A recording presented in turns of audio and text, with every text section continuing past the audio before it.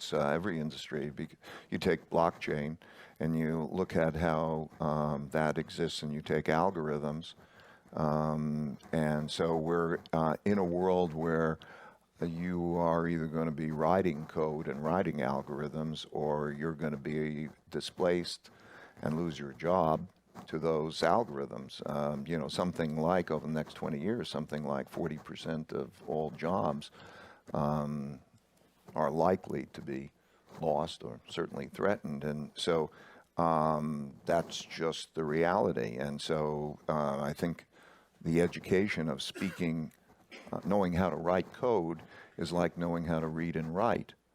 So we're in a situation where you know, it's fantastic and it's terrible depending on where you are, right? It's the fantastic leverage.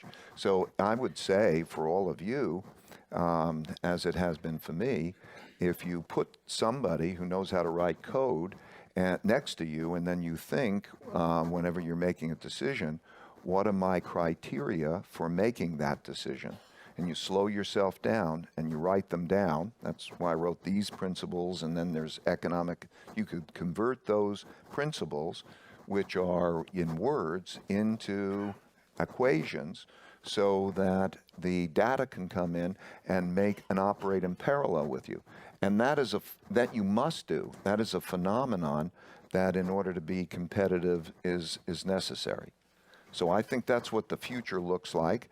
I think that's where we're heading, and it's in many ways terrific. But behind it, of course, is the disparity that it produces in income and opportunity, and it produces a lot of people who are then left behind, and we have to deal with that issue too.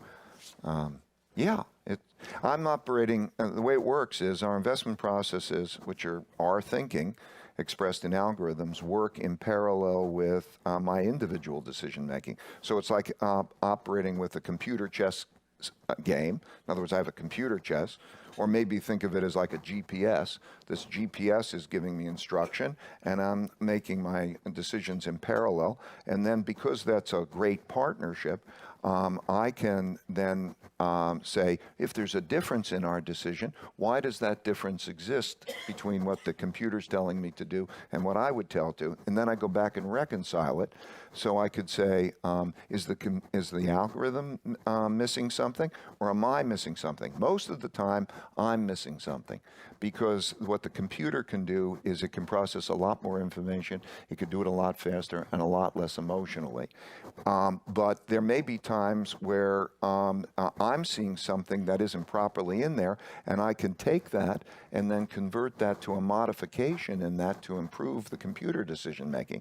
So the parallel, you're in a world in which that parallel is the future.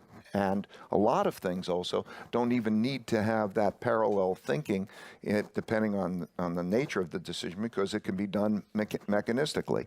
That is the emerging today, and that is what the future is.